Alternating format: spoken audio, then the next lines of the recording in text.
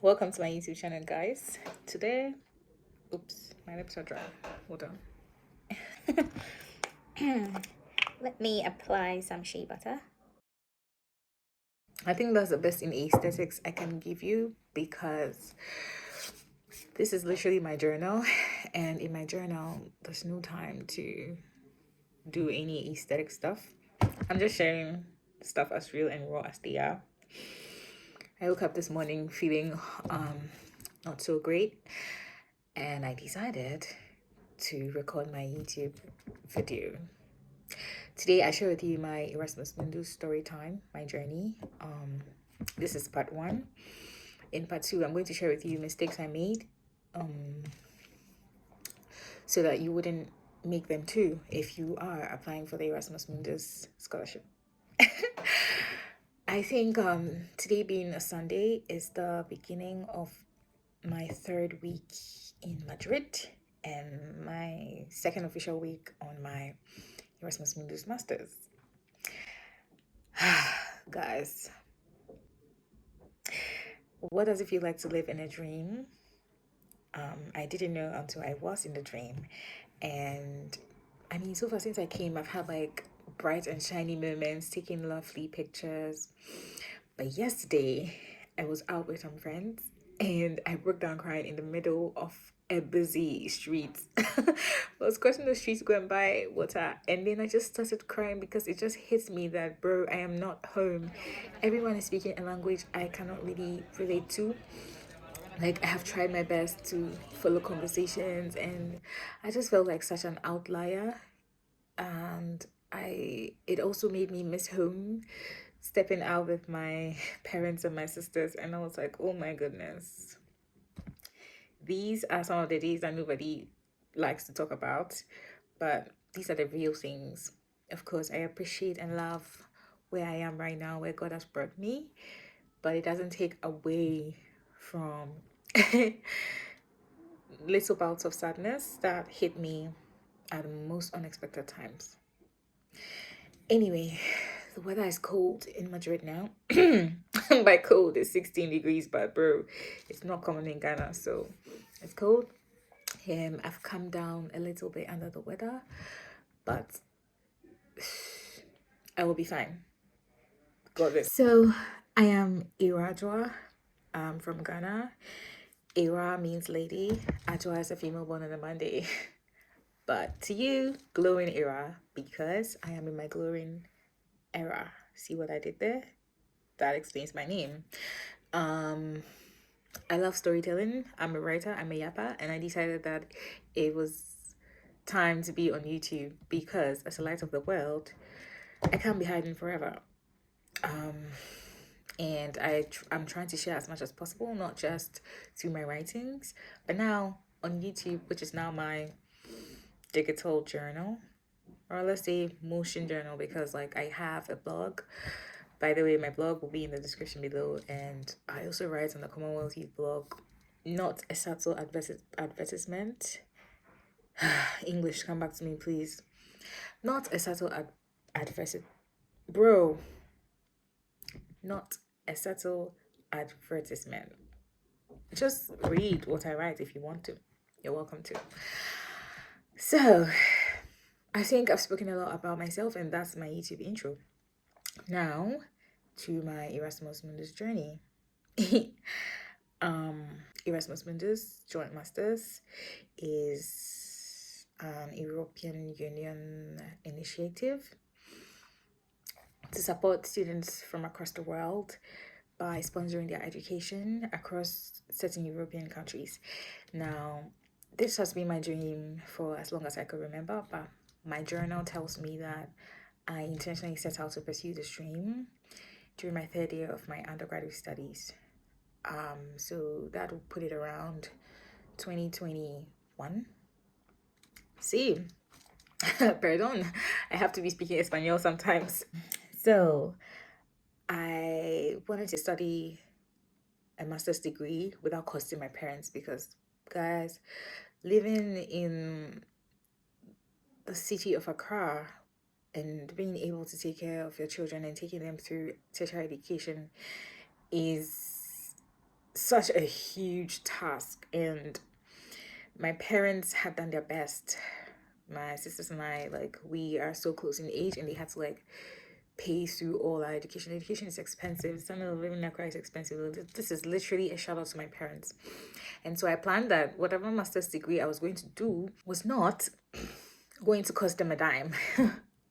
I wanted a scholarship, basically. And since I'm not a trust fund on earth, by the way, I'm a trust fund baby from heaven. My trust fund is in heaven, and God releases the funds as and when. But on earth, I am not a trust fund baby. So I did not want my parents to pay anything for my tertiary, postgraduate studies. So I started researching Erasmus, crawling Erasmus videos on YouTube, and I decided to apply after school. So in Ghana, after your undergraduate degree, you have to serve a 1 year mandatory service called national service, working for the government. So I was selected to be a teaching assistant for my department, my undergraduate department, and so that was how I spent my year after school. My phone was messing up a little, my camera. So that's what I did after school. And during this time, I had started applying for different master's scholarships. Guys, applying for masters is a job on its own, and trust me, it has taken me over 2 years to be doing that. And like when I check my emails, I realized it's been over 20 applications, failed applications, by the way. There was a time I used to stalk professors, like cold email, call in different time zones. Like, guys, it has been a roller coaster, trust me. It hasn't been all roses and sunshine.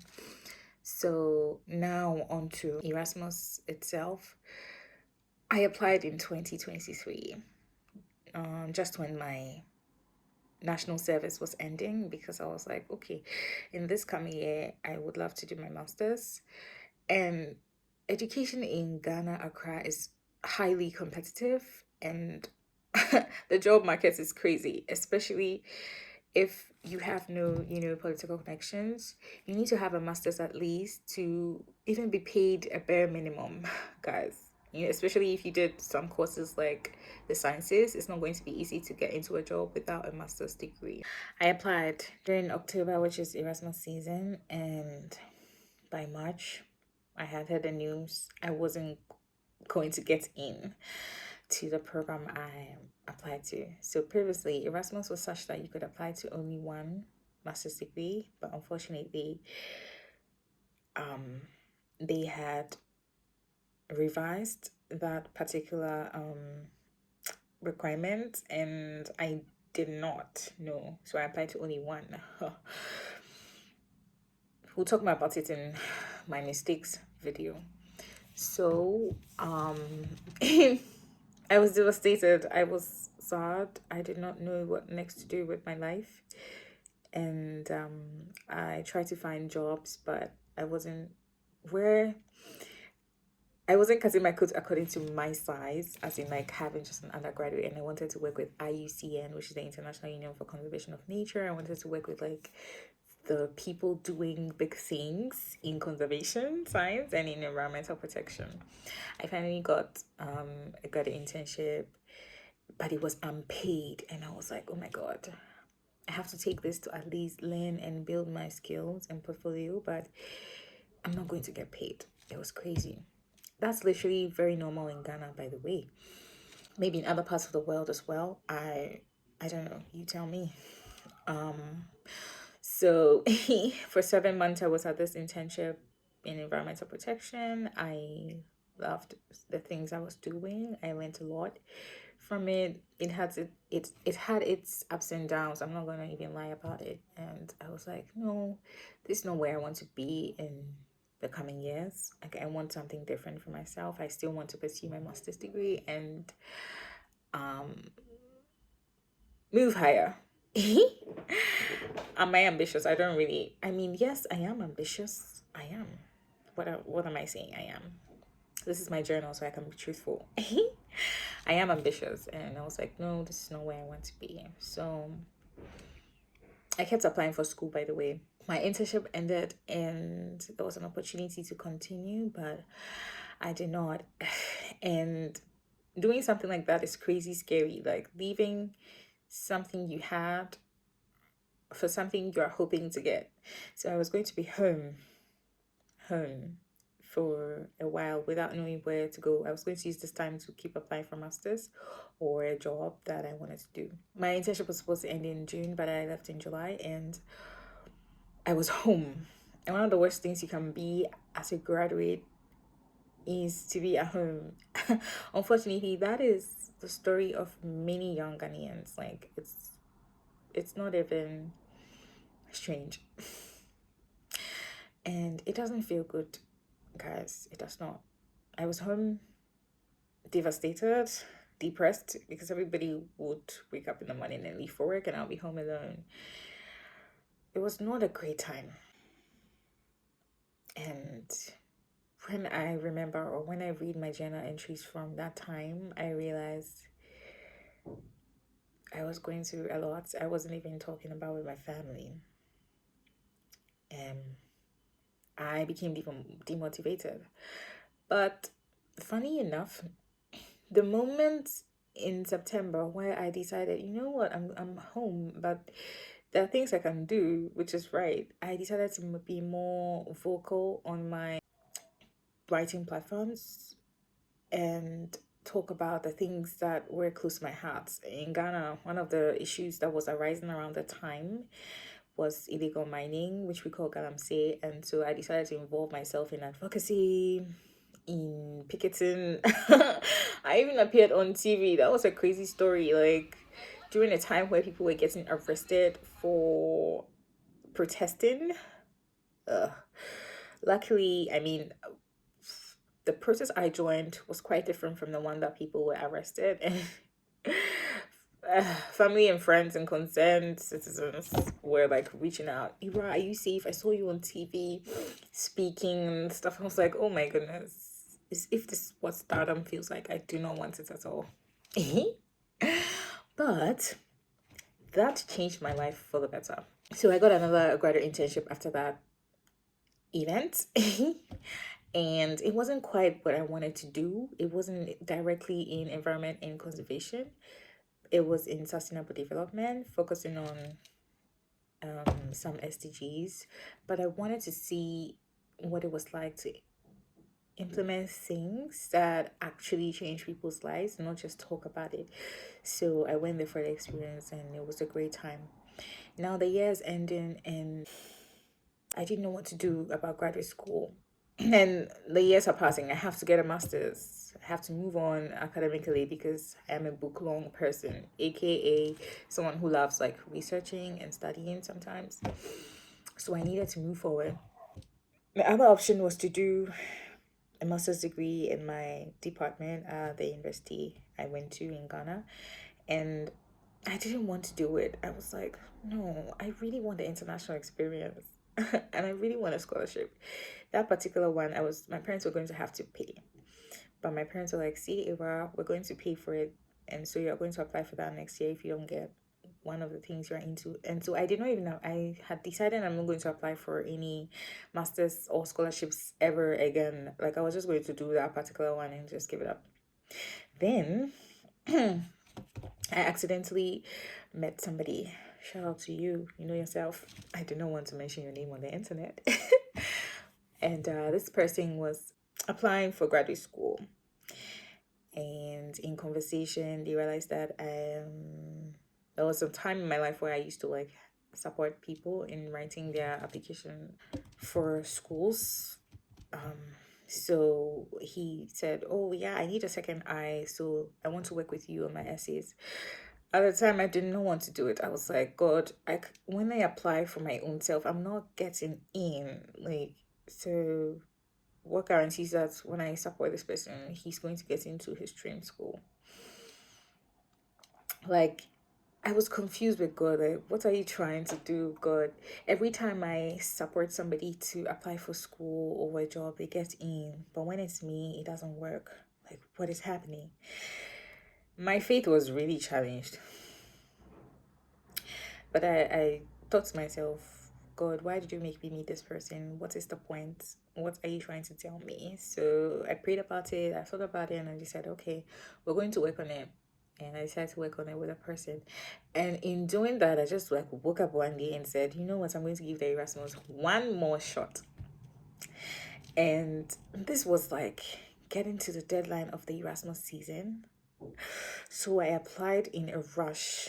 I applied in such a rush. I did it overnight, guys.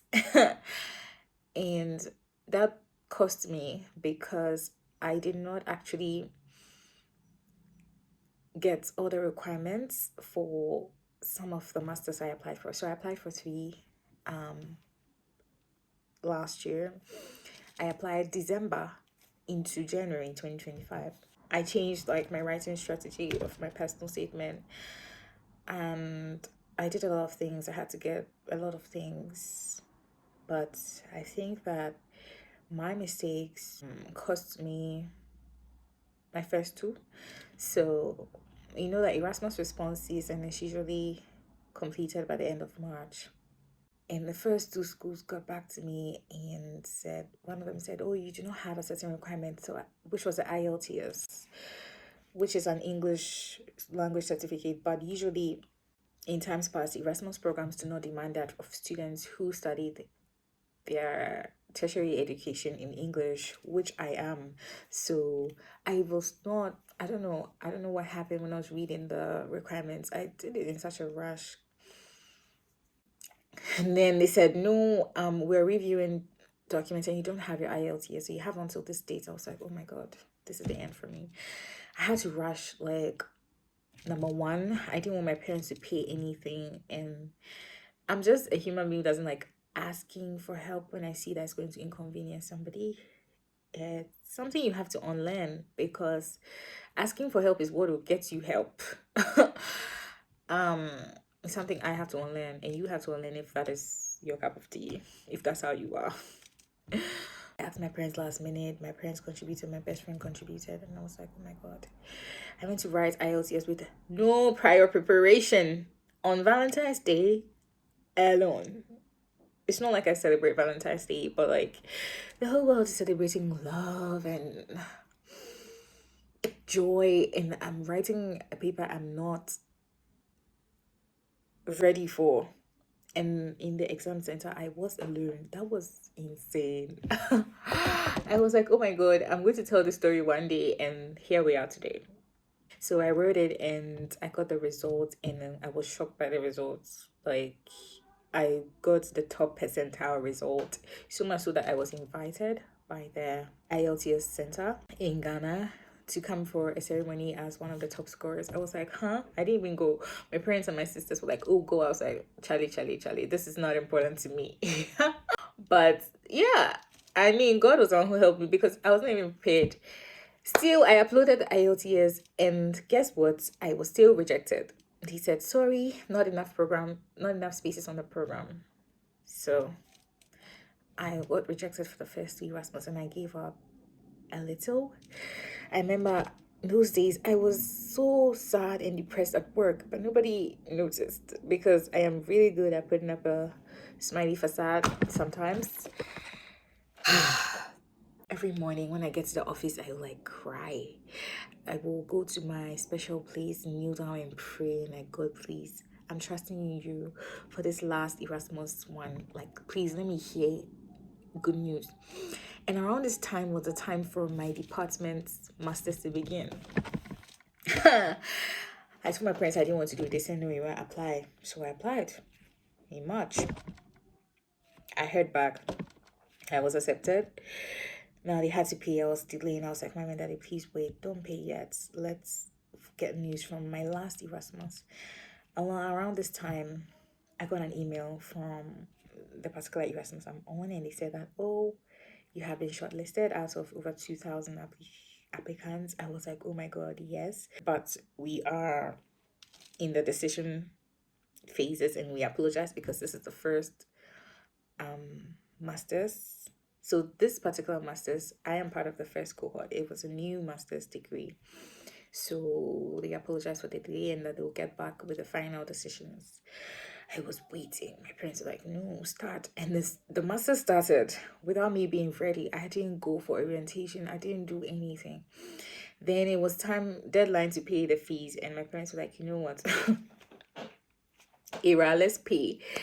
And I was like, oh, mommy, I don't want to pay, please.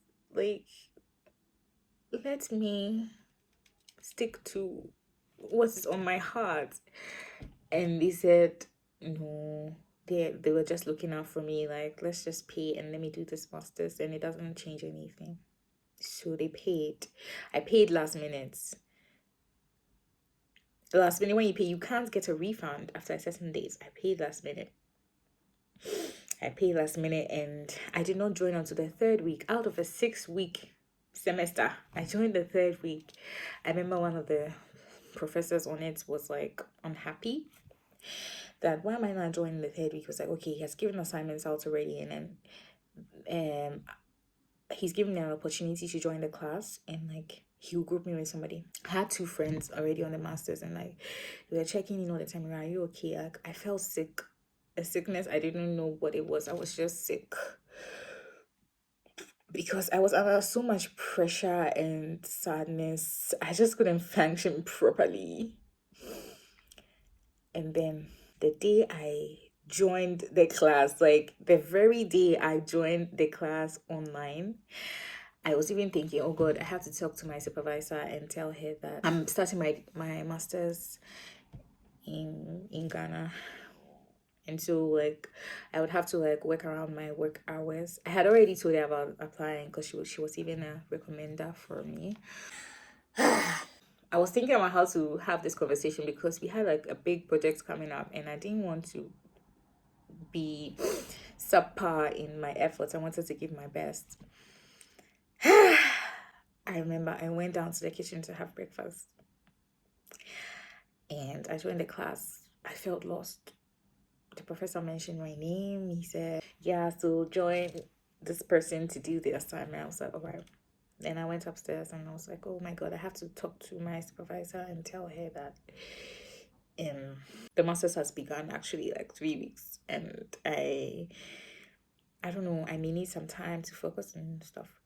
So I started a conversation with her, and while we were chatting, I got my email. My heart was beating. I was like, oh my God, I can see the email from my Erasmus, and the one I applied, the nickname for it.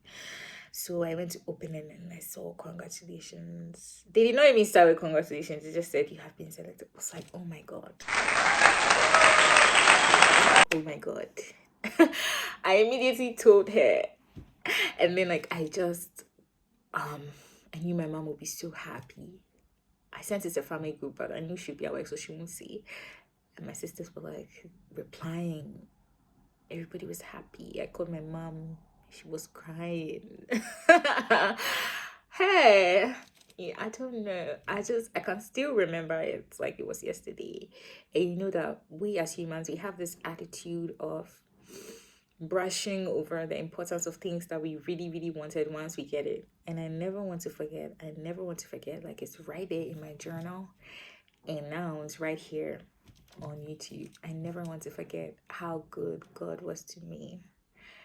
So yeah, I got an email.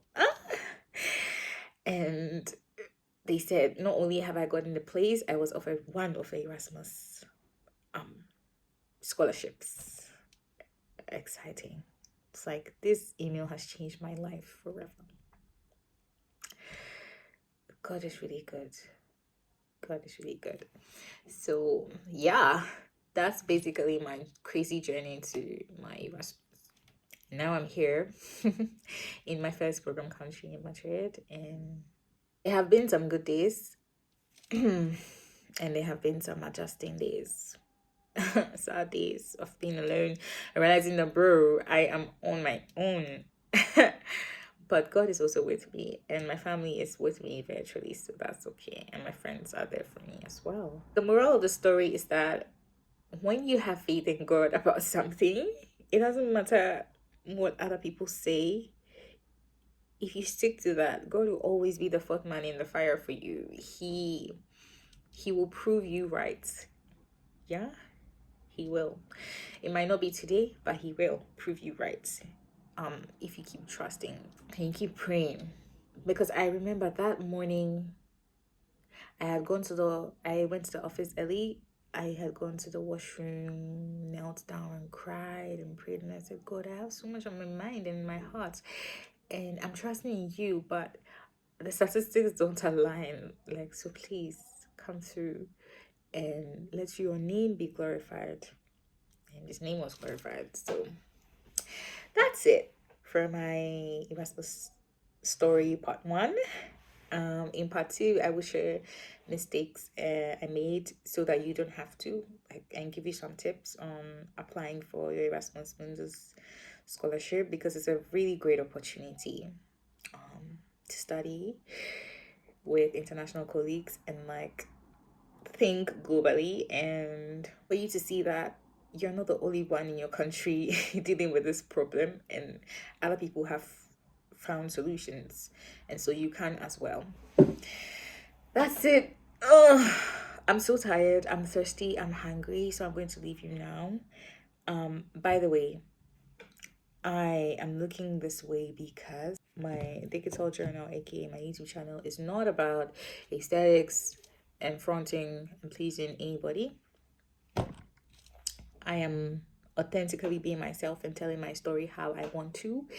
And sadly, if that doesn't work for you and you want to like see an aesthetic princess somewhere, then you can leave. If not, you can like, you can subscribe, you can share, because it's going to be an interesting journey of life across different countries, studying, making new family and friends, and advancing my career, and of course sharing as many tips as I can with you guys.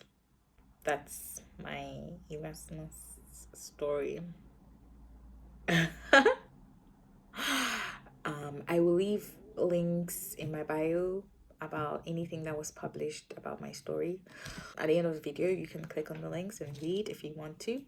But don't forget to stay. Welcome to this community of light where I am encouraging fellow lights of the world to shine wherever in the world they are. And I hope my channel brings you some light wherever you are in the world. Bye. Until next time.